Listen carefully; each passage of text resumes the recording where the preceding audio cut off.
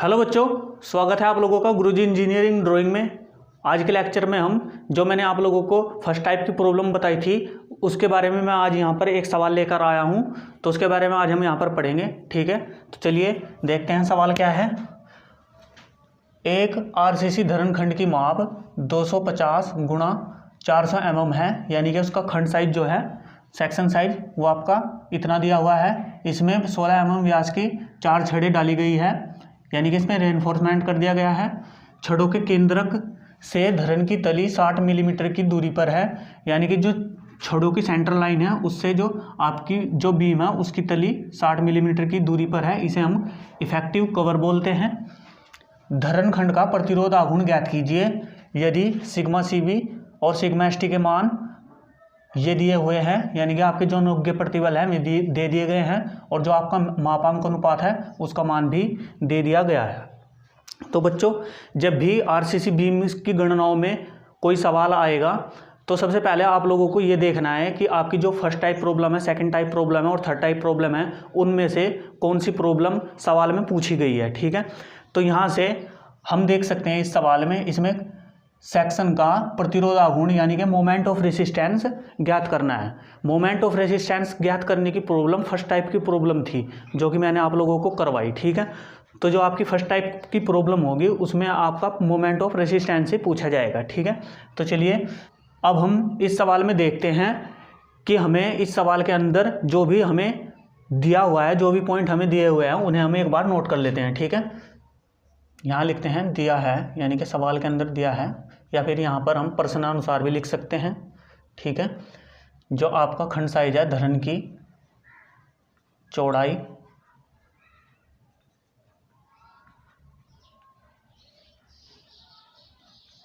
250 mm दी हुई है। ठीक है, धरण की प्रभावी गहराई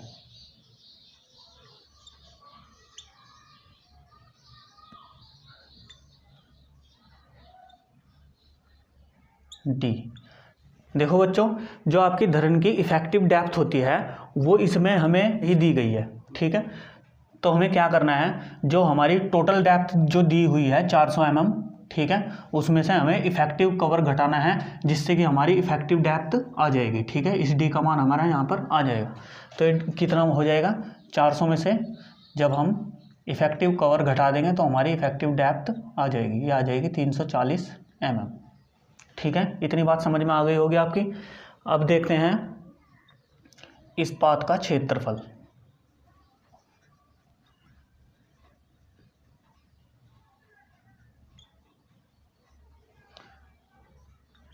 इसे AST से डिनोट करते हैं। इस पाथ का क्षेत्रफल हम कैसे निकालेंगे, सबसे पहले नंबर्स ऑफ बार, जो इस पाथ के क्षेत्रफल में हमें नंबर्स ऑफ बार दी हुई यानी कि 4 छड़े। ठीक है, उसके बाद 16 mm व्यास की हमें छड़े दी हुई है, उनका क्षेत्रफल π/4 d² होता है, यानी कि 16 का स्क्वायर। ठीक है, ये आ जाएगा आपका, कैलकुलेट कर लीजिए,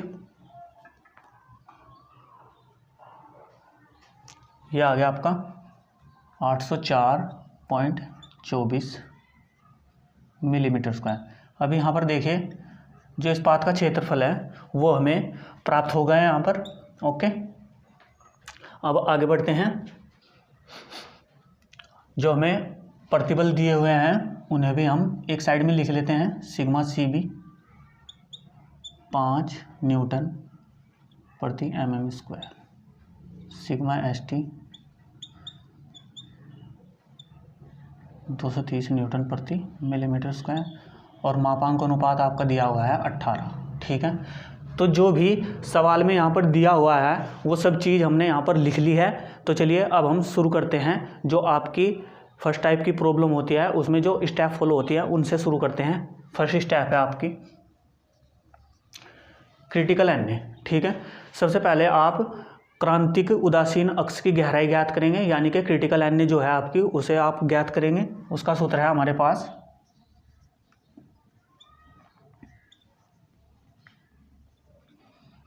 x बराबर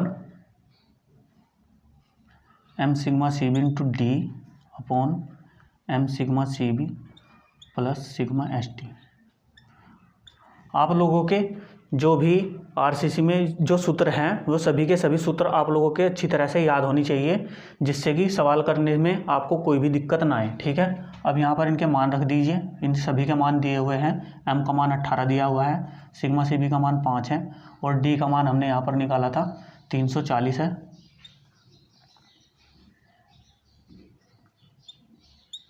सिग्मा एस टी का मान 230 है। ठीक है, तो चलिए इनकी गुणा कर लेते हैं।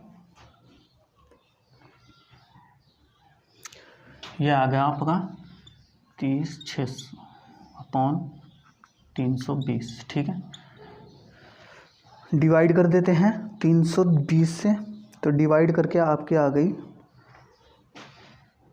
95.625, यानी कि आपकी जो क्रिटिकल एन ए है उसका मान 95.625 मिलीमीटर आ चुका है आपका। ठीक है, तो हमने यहाँ पर फर्स्ट स्टेप आपकी कंप्लीट कर दी है। ठीक है, अब हम बढ़ते हैं सेकंड स्टेप की तरफ, एक्चुअल एन ए।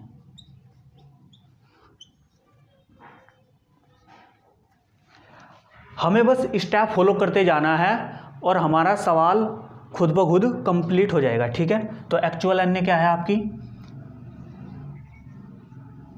bx²/2 बराबर MAST d-x। ठीक है, इसमें सभी जो हमें मान दिए हुए हैं वे सभी हम लिख लेते हैं। b का मान है 250 x²/2 is equal to, m का मान हमें दिया हुआ है 18, AST हमने जो अभी निकाला था वो है 804.24 इंटू डी का मान है हमारे पास 340 माइनस x। इसकी गुणा कर लेते हैं। इसकी गुणा करके कितना आएगा,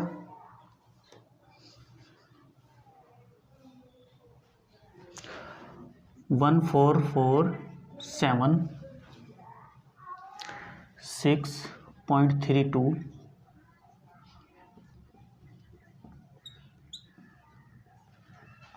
इससे इसे काट देते हैं। 125 x² यहाँ पर बच जाएगा। इस 125 से यानी कि जो 125 है इससे इधर डिवाइड कर देते हैं।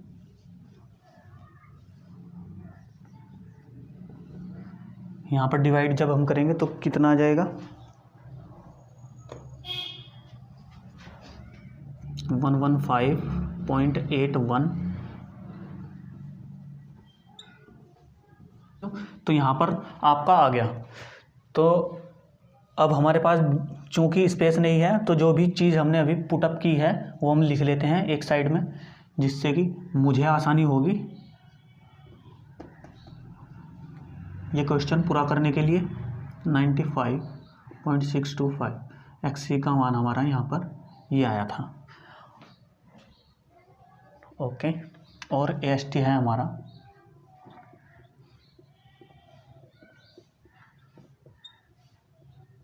तो इनकी मुझे आगे ज़रूरत पड़ेगी, इसलिए मैं यहाँ पर नोट कर लेता हूँ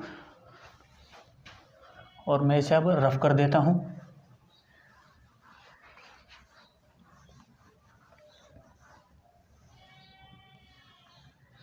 तो यहाँ तक हम पहुँच गए थे, इसलिए मैंने यहाँ पर छोड़ दिया है। अब ये जो है इसे मैं आगे भेज देता हूँ। ठीक है, x² is equal to 115.81 multiply 340 minus 115.81 x। ठीक है, इसकी मल्टीप्लाई कर लेता हूँ और इसे इधर से इधर ले आता हूँ। ठीक है, इधर आकर ये पॉजिटिव हो जाएगा। इसकी मल्टीप्लाई करके हमारा कितना आ जाएगा,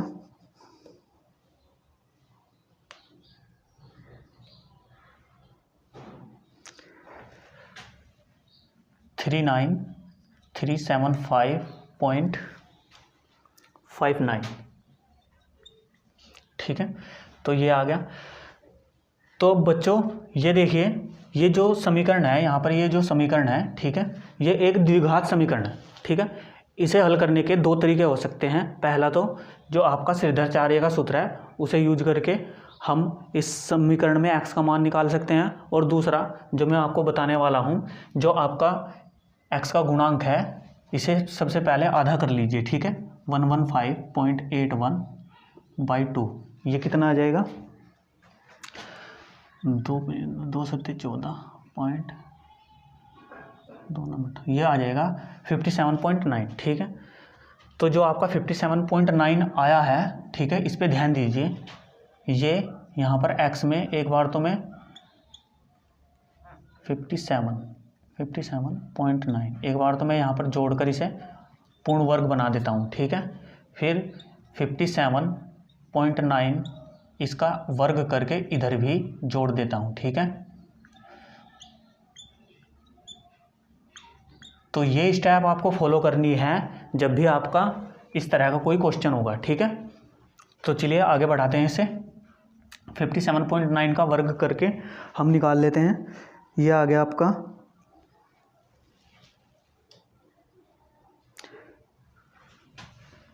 3352.989 प्लस 39375.59, ठीक है। ये दोनों जोड़ लेते हैं। ये आ गया आपका 42728.579, ठीक है। तो इधर आपका क्या बचा हुआ है? x प्लस 57.9, ये पूर्ण वर्ग बना हुआ है। अब मैं यहाँ से ये वर्ग हटा के इधर भेज देता हूँ, तो ये अंडर रूट हो जाएगा इधर जाके, ठीक है। अब इसकी वैल्यू पुटअप कर लेते हैं।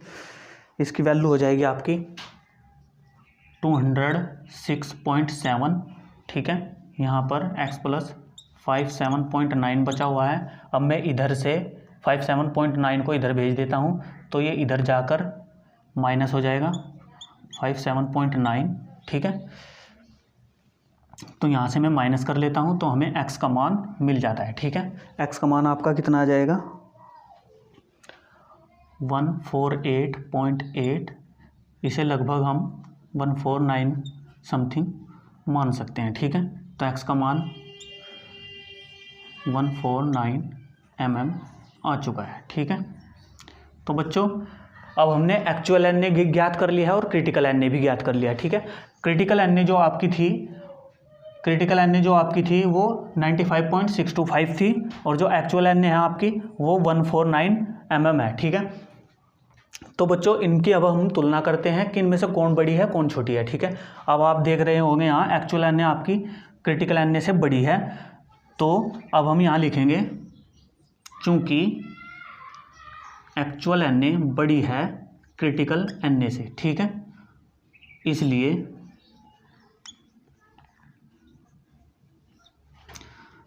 धरणखंड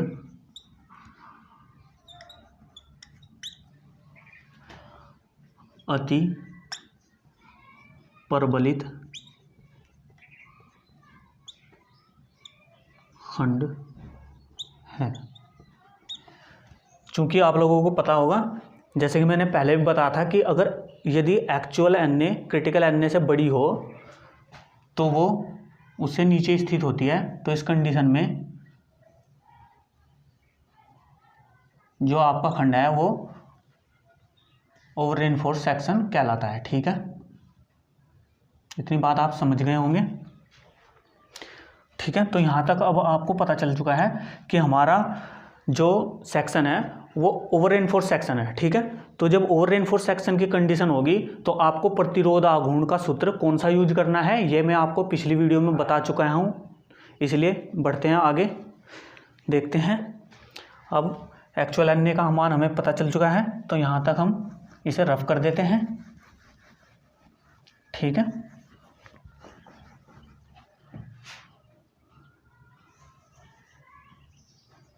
यहाँ तक हमने इसे रफ कर लिया, ओके।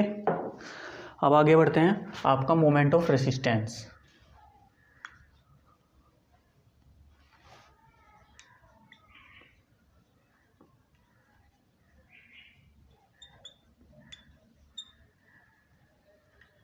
ठीक है, M R. Moment of resistance कौन सा यूज होगा, क्योंकि आपका ओवर रेनफोर्स सेक्शन है, इसलिए जो आपका कंक्रीट का अनुज्ञेय प्रतिबल है वो अपने अधिकतम मान पर सबसे पहले पहुंच जाएगा। इसलिए हम जो आपका मोमेंट ऑफ रेसिस्टेंस है वही सूत्र यूज करेंगे जिसमें कंक्रीट का प्रतिबल दिया हुआ है, यानी कि कंक्रीट का प्रतिबल मोमेंट ऑफ रेसिस्टेंस के bx सिग्मा cb बाई 2 इस सूत्र में दिया हुआ है। ठीक है, तो हम मोमेंट ऑफ रेसिस्टेंस निकालने के लिए ये सूत्र यूज करेंगे। ठीक है, तो जो भी हमारे मान हैं इन सब के वो इसमें रख देते हैं। b का मान है हमारे पास 250 और एक्चुअल Na यानी कि x का मान है हमारे पास 149 और सिग्मा cb का मान हमारे पास है 5 divide by 2 d 340 minus 149 by 3। ठीक है, तो चलिए इन्हें कैलकुलेट कर लेते हैं। कैलकुलेट करने के बाद ये जो इतना है, इतना हिस्सा, इसका इतना हिस्सा आ जाएगा 250 multiply 149 multiply 5 by 2 is equal to 93125 93125। ठीक है, ये आ गया आपका, और multiply 340 minus 149 by 3 149 by 3 minus 340 यानी कि ये आ गया आपका 330.334 330.334 ये आ गया आपका। ठीक है, तो इनकी मल्टीप्लाई कर लेते हैं। मल्टीप्लाई करने के बाद आ जाता है आपका 93125 मल्टीप्लाई 330.334 इज इक्वल टू 3076। ये आ गया आपका 3076 297.875 न्यूटन mm। ठीक है, जो आपका प्रतिरोध आघूर्ण का गुणांक है। ठीक है, ये आ गया आपका। तो बच्चों, यदि आप लोगों को ये मान किलोग्राम मीटर में लेके आना है तो हम किस तरह से उसे लेके आएंगे और किलो न्यूटन में कैसे लाना है उसमें हम लेके आएंगे। क्योंकि मैं ये आप लोगों को इसलिए बताना चाहता हूँ कि बच्चे हैं ना, ज़्यादातर बच्चे किलोग्राम में और किलो न्यूटन में थोड़ा कंफ्यूज हो जाते हैं। इसलिए मैं आपको बताना चाहता हूँ कि 1 किलोग्राम के अंदर 9.8 न्यूटन होते हैं। ठीक है, तो इसे हम लगभग 10 न्यूटन मान लेते हैं। ठीक है, क्योंकि उसी के समथिंग है, 10 न्यूटन के समथिंग ही है ये मान, इसलिए हम 1 किलोग्राम में 10 न्यूटन सीधे सीधे मान लेते हैं। और 1 किलो न्यूटन जो होते हैं आपके 1000 न्यूटन होते हैं। ठीक है, तो यहाँ पर बच्चे कंफ्यूज हो जाते हैं कि 1 किलो न्यूटन क्या है और 1 किलोग्राम क्या है। ठीक है, तो इसमें कंफ्यूज होने की कोई ज़रूरत नहीं है। ठीक, तो इस तरह से आप इसका मान किलो न्यूटन और मीटर में भी ला सकते हैं। ठीक है, आई होप जो मैं आपको बताना चाहता था वह आप समझ गए होंगे। तो बच्चों, जो भी इस टाइप की जो भी प्रॉब्लम होगी आप लोगों को इसी तरह से उन्हें सोल्व करना है। तो बच्चों, आप लोगों को हमारी ये वीडियो कैसी लगी? यदि हमारी वीडियो पसंद आई हो तो इसे ज़्यादा से ज़्यादा शेयर कीजिए और हमारे चैनल को सब्सक्राइब करना ना भूलिएगा। जय हिंद।